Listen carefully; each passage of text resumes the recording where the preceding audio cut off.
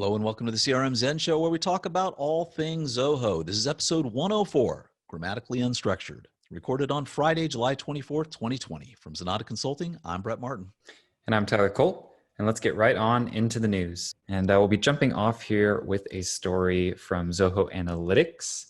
They've rolled out a couple updates to their Zia AI assistant, kind of working on its ability to detect less structured queries. So basically what this means is over in Analytics, you can ask Zia questions, and she'll make you little quick charts that try to answer those questions for you.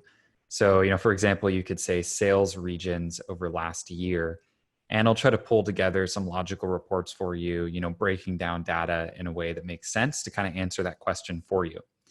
And so what it's done is they basically added in some extra logic to be able to detect typos or kind of less structured or incomplete questions, right? So an example of that would be like, show me sales by region over last year, right? Versus just sales region last year, right? So it's kind of more trying to copy what you would do if you were searching Google, right? Where you're not going to type in an entire question, but where you're going to just type in some of the key phrasings and words that should lead you to the answer that you're looking for.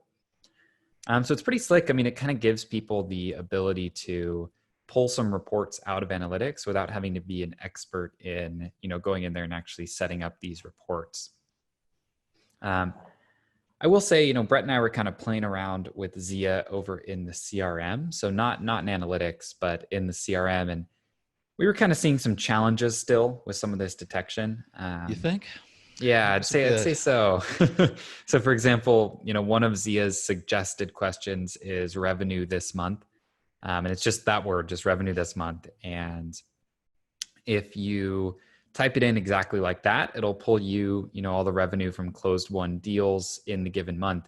But if you were to type in what is revenue this month or what is my revenue this month, Or the revenue, any of them. Yeah, or right? any of those other kind of less suggested queries, it actually is not really able to capture that.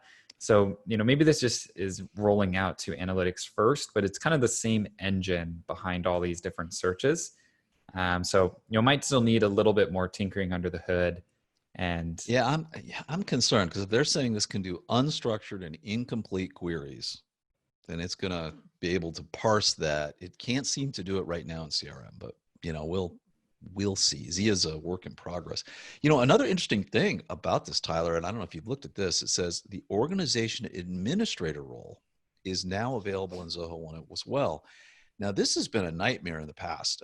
Changing the administrator on analytics has always been like crazy. So does this mean you think we can now manage this? Well, inside? so it's a little different than the owner. So the owner is still going to be kind of a primary person. But basically the way that analytics is organized is you have an organization, right? So basically your account. And then within that organization, you have different workspaces. So for example, maybe I want to pull all my financial data into one workspace, my CRM data into another. Now I would advise you pull those all into the same workspace, but you may have a reason for kind of siloing some of the data. And previously you can only have an owner and then admins for each workspace. Whereas now you can have additional admins for the entire organization, which is very, very, very helpful. That's useful. Then they can dive in, they can make their own workspaces, they can kind of do some of those things that you don't want to have centralized just to one person at the company. Yeah, and Zoho's been getting better at this. This is really something, just you have an owner of Zoho 1, and then you have all of the admins for all of the various apps. And sometimes, boy, oh boy, it gets a little convoluted, and especially when someone leaves and having to change that. I mean, if there was one change around all of this where it kind of gets tricky, is I just wish that a domain would be locked down. So if a domain Zenatta.com is associated with a Zoho 1 account, then Joey at Zenatta.com can't go off and just open his own analytics account because he was never given access to it. It basically should be, sorry, you can't do this, right? Mm-hmm. And it's just not the case. And so, it's really, it's problematic. You end up with people with their own little rogue instances of various applications. And then when the time comes that they actually say, oh, this person needs to have access, we can't give them access because they've got their own. And all of the, I guess, administrative privileges, roles, and responsibilities across all the apps when you're in Zoho One. This is probably a step in the right direction, what they're doing here, but that they need to take a hard look. It's been getting better, and we're slowly starting to see some things change there. But that's something I think that we really need to, it'd be so much time to be saved. And another big one would just be that the owner of the Zoho One account should be able to change the owner of any of the apps. So, for example, we ran into a little hiccup with a client where, they had an old employee who is no longer with the company. Their email address was deactivated, right, in their mail server. Their account was deactivated, and they were the owner of WorkDrive for the organization. So even if I'm logged in as the owner of the entire Zoho One account, so the person whose credit card is on file, right, making the payments, you still can't override that additional owner assignment. So you'd have to either get Zoho support involved, or you'd have to spin up that email address again, create that account again, trigger a password reset to the email, log back in under that account, and change the owner. It's like you would imagine that whoever is that super admin of the entire Zoho One suite should just be able to take ownership of any app that's underneath their Zoho One license. There's a couple of those little account administration issues that just cause some headaches, I think. And they definitely create extra work for Zoho support as well, because you've got to be in their inbox, asking them to undo things or change things on the back end. All right, well, let's move on to our next story. So here is an enhancement for Zoho CRM that I have been waiting for a very long time.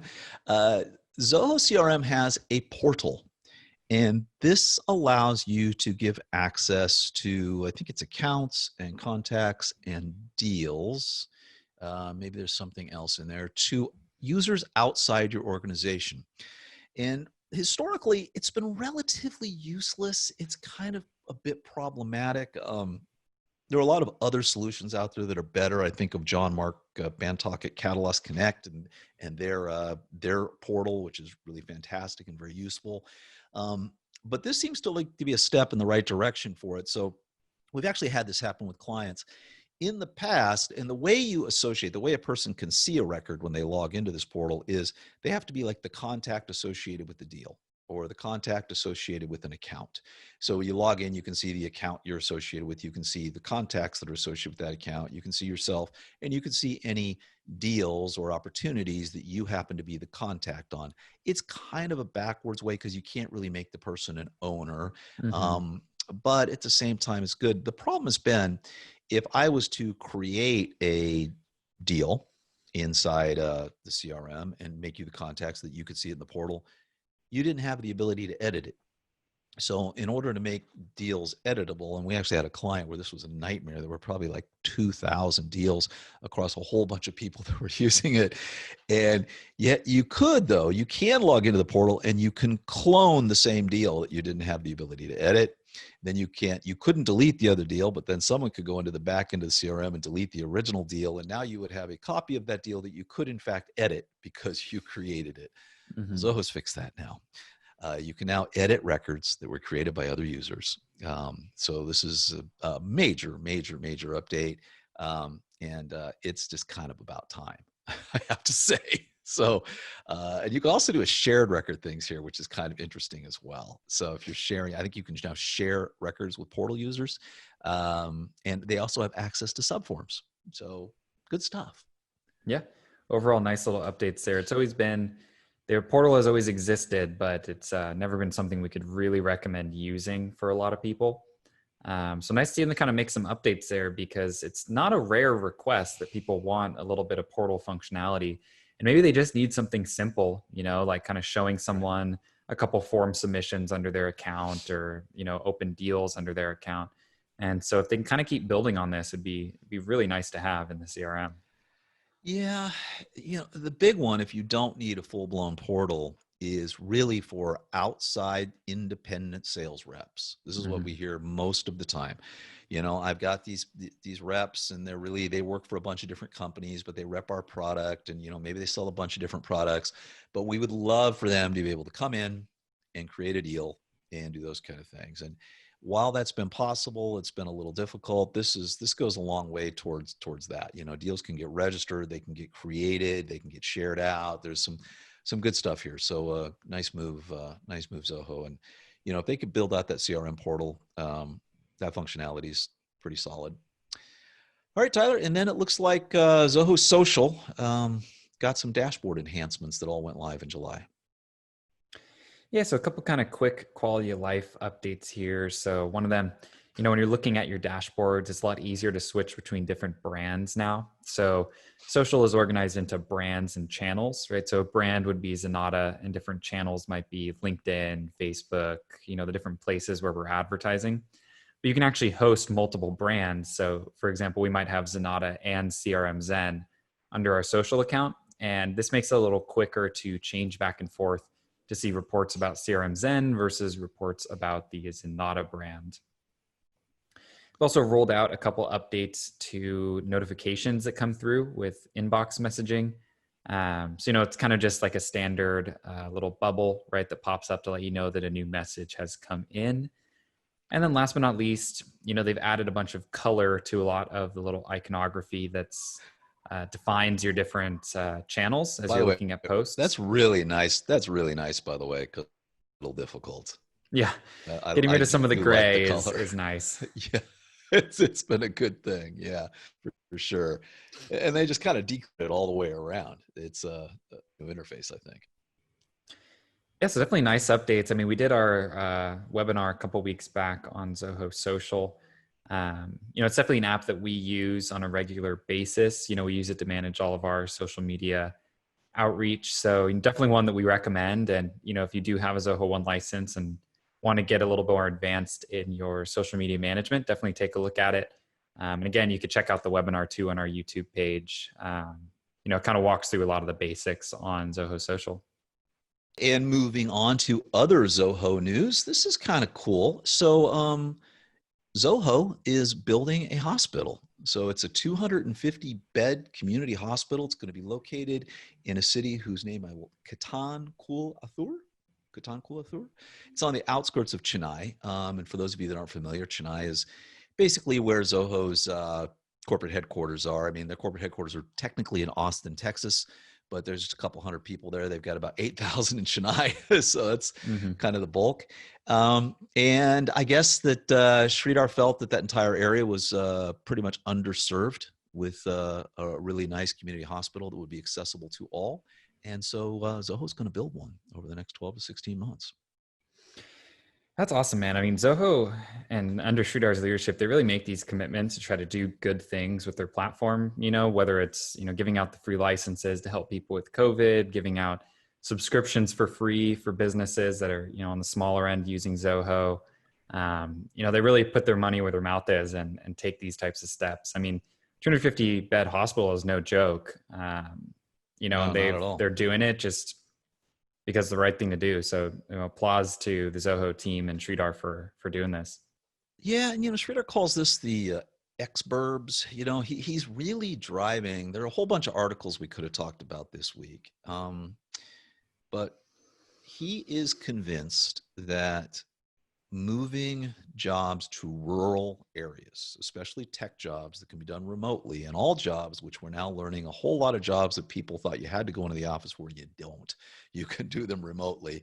And even if you want them to go in the office, you can, the technology is there now that people don't have to get in their cars and they don't have to drive hours and hours and hours. You can have all these little remote villages and things that can do that.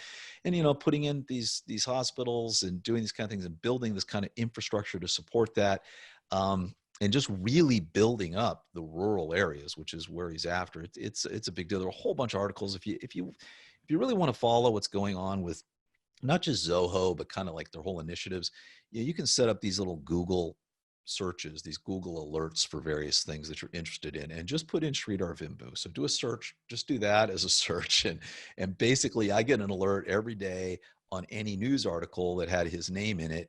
And 9 times out of 10, it doesn't have much to do with Zoho. It has to do with, what he's doing for the environment, what he's doing, socially, all of the kind of different things. So, and I'll tell you another thing that was interesting in this article. It turns out Zoho has a medical director.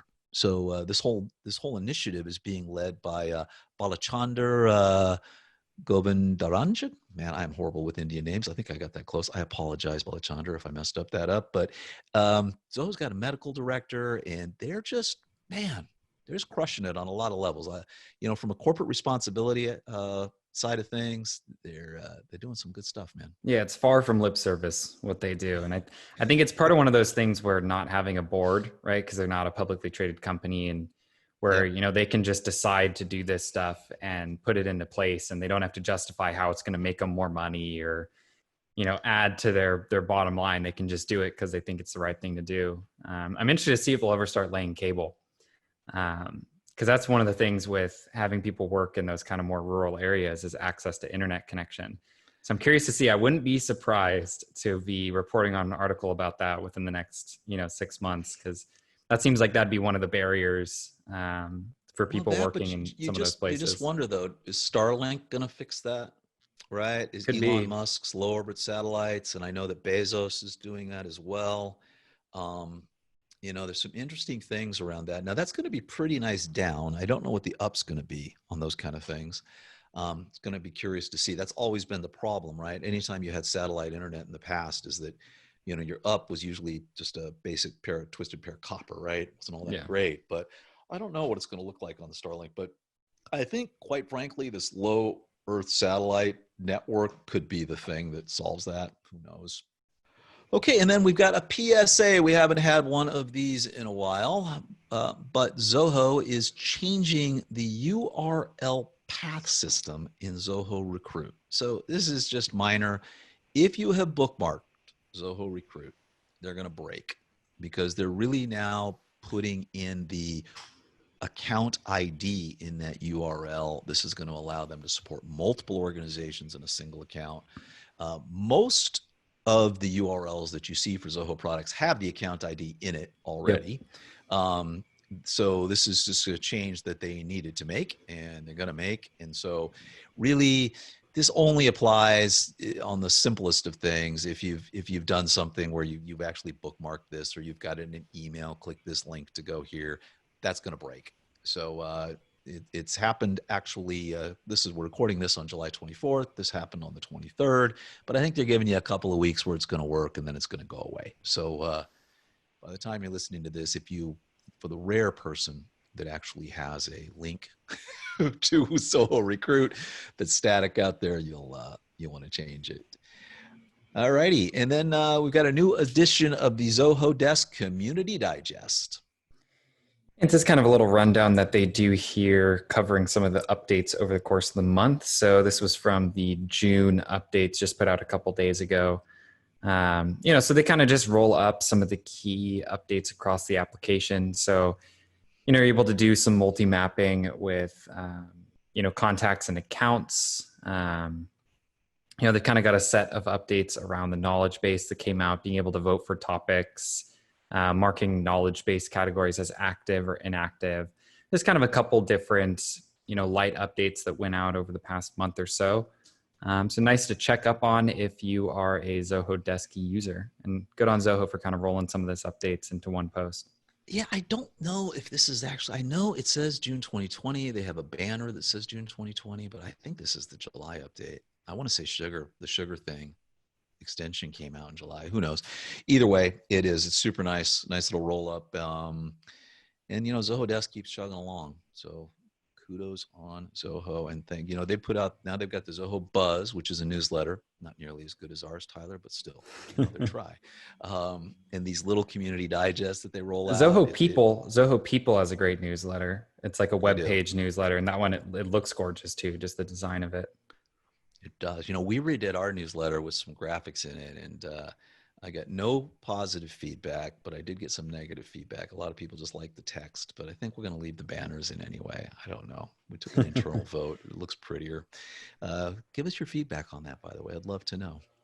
Hey, in mobile app news, a couple Android things. So this is kind of cool. So Zoho Workerly, which tracks hourly workers, now has created an Android application that is basically kind of like a punch clock. Like, if you worked at a factory, you went in, you took your time card and you put it in and you clocked in. And then when you leave, you clock out.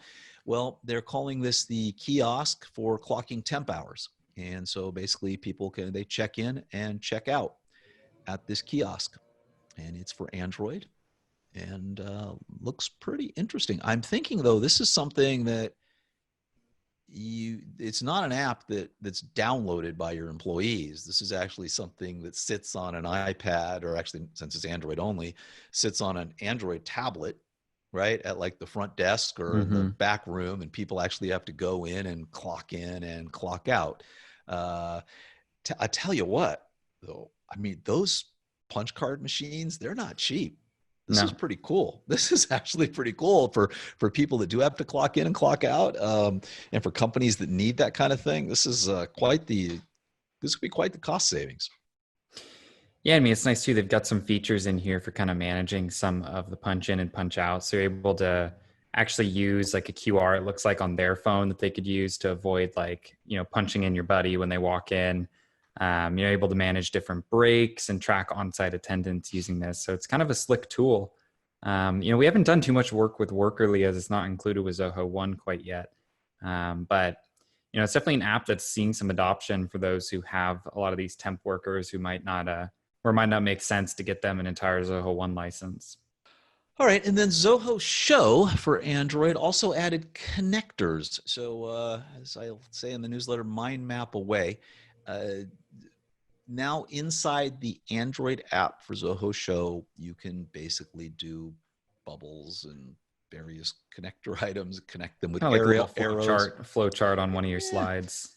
Create flow charts, do all that kind of stuff, and you can do it from directly within the mobile app. Man, I don't know about doing this on a phone. It seems to me like that might be kind of painful, but I think on a tablet, this would be pretty cool. Yeah, I don't use mobile too much for things like this. I could see it definitely when you get into a tablet, right? A little more space on the screen, or if you have, one of those massive smartphones. I've got just a tiny little iPhone 6S, so my screen probably wouldn't be great for this. But, if you've got a larger screen where you could actually kind of chart some stuff out, it might be nice. Or if you're putting some last minute touches on a PowerPoint, while you're kind of on the way in to present it, it's a good backup plan being able to do this type of work on mobile. Yeah, so some pretty cool stuff there. And that takes us to our implementation of the week. What do we got, Tyler? Yeah, so this was one that came out using Zoho CRM and Zoho Analytics to do some quota reporting. So quotas are a pretty important part of the sales organization for a lot of companies, right? They basically have their reps, and based on their territory, you're expected to hit certain revenue benchmarks. And what we had found is that both in the CRM dashboards and in analytics, it was a little bit unwieldy to have to go in and set custom quotas like inside of a bunch of components for reps, right? Where you'd have to actually go into each little widget and type in their quota and update that every month so that their month-to-date quota is actually accurate. And so we wanted to come up with a solution that wouldn't require a ton of ongoing maintenance, where you're going to have to update the quotas every quarter, every month. So basically what we did here is, we took advantage of the CRM and Analytics pre-built connector to pull in all of the invoicing and deal data to basically track the revenue or sales for all the different reps. And then we also took advantage of the fact that you can actually just take a spreadsheet and import a spreadsheet into Analytics into the same workspace that you have your CRM data.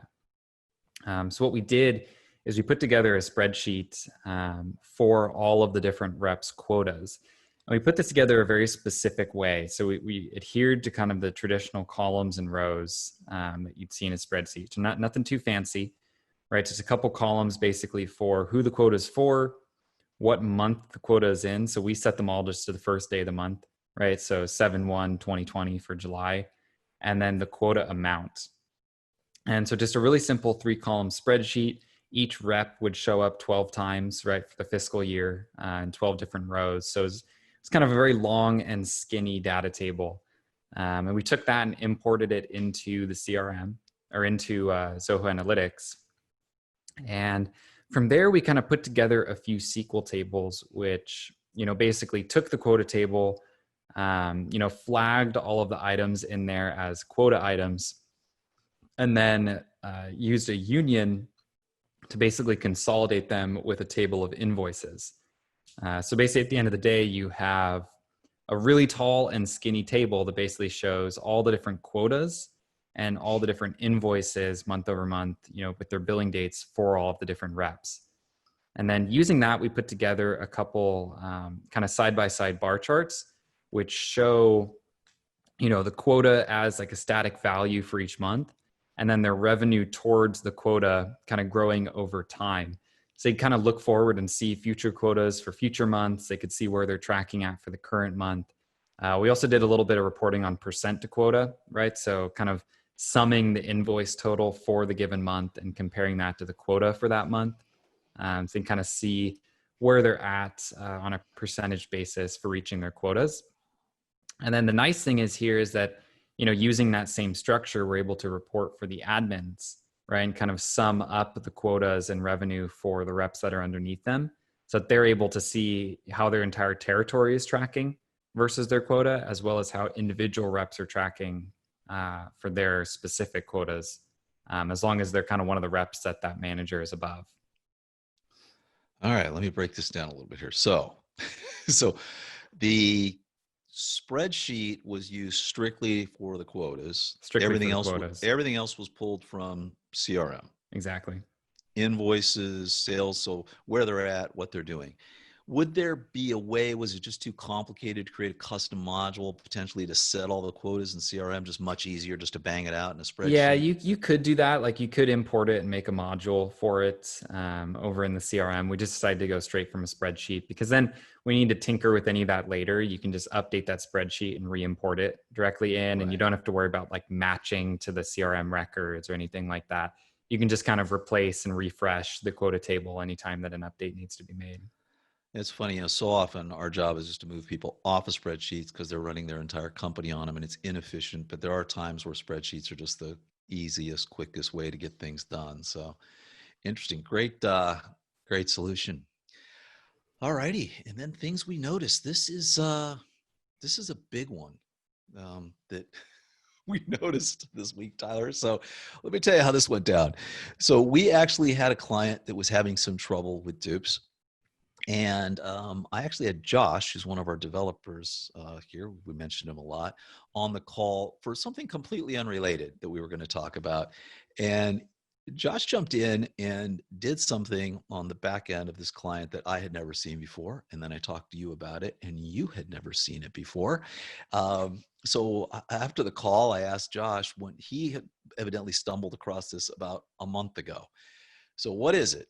Well, in Zoho CRM, you may or may not know, but when you go back into settings and you go into a particular module, there are a couple of fields that you can set as unique, because as for leads and for contacts, because these usually are unique. You can say you want the email field to be unique, meaning that I cannot create another lead with that email field.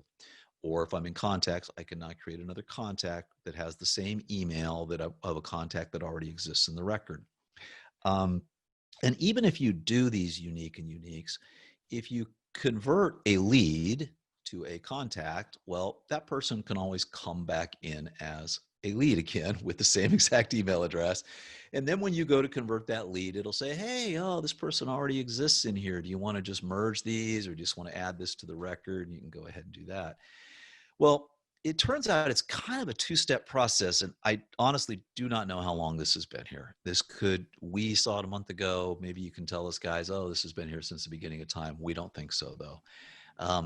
So now when you go into leads, go into the module, go into settings, you click on the little 3 dots next to email, and you say, make this a unique field so that no duplicates will ever be allowed. After that, and you hit save, if you then go back and click on those three dots again, you get a whole nother menu item you never had before that says check duplicates on converted leads also. And now it will not allow a lead to be input if there's a contact that was started as a lead that was converted. It has a record of that and it says, no, this already exists as a contact. It was a lead and it's been converted in the past. This is huge. I think we probably need to go back and do this for like 80% of all of our clients. It's just, it's crazy. We've actually made a quick video on this and it's up on the YouTube channel, and the link will be in the show notes here. Or just go to youtube.com/Zenatta and you'll see it there. But I don't know. This is a big one, Tyler. Yeah, and this is just such like a common issue. You know, I've seen companies who have scripts written that kind of do this same thing. You know, we've implemented scripts to do this, you know, historically, and it's odd because, you know, we track every single update that comes out, every announcement, every post on the Partner Connect or Partner Cliq, and we've never seen an announcement about this one, despite it being, you know, pretty widely needed, right? Because it's not rare that someone's going to go and fill out a form again or something and pop back into leads. And, you know, they could be getting their welcome email, even though they're halfway through the deal flow, right, as a contact. So super, super powerful, and kind of surprising that it just wasn't really ever publicized anywhere unless we just missed it. Well, I'm glad we found it. I have to tell you, because it's a problem solver, man. So anyway, kudos to Zoho. Maybe it's been there from the beginning of time. I don't think so, but we'll find out. And for this week's read of the week, I'm going back to HubSpot. I know they're a competitor of Zoho, but I tell you, they've got the best blog possible when it comes to sales and marketing. And this one is by their vice president of marketing in HubSpot, Meghan, Keaney Anderson. And it's 5 ways go-to-market strategies will change in the post-pandemic economy.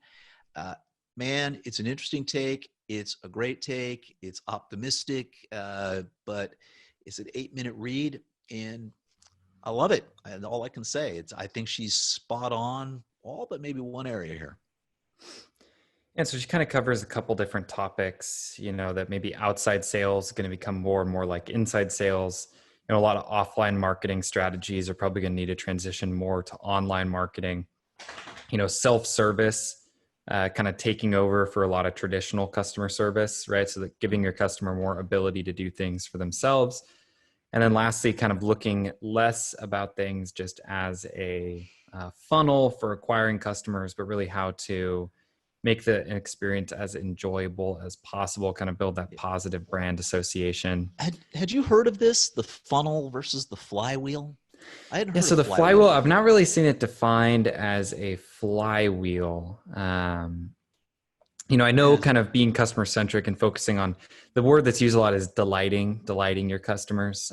Right. That's one that one of our team members, Tavin, always likes to toss out there, is to delight the customer as much as possible. I guess the funnel is focused on acquiring customers, and the flywheel is to delight them over the course of their journey with the company. So I think we've always focused on that. I'm not sure that's a big one. This last one though, I'm not sure. Bloated tech stack to lean tech stack. I found our tech stack has gotten more bloated post-pandemic. I'm not sure. I think there's just so many different tools out there to do so many different things now that maybe our tech stack's getting a little more bloated. I don't know.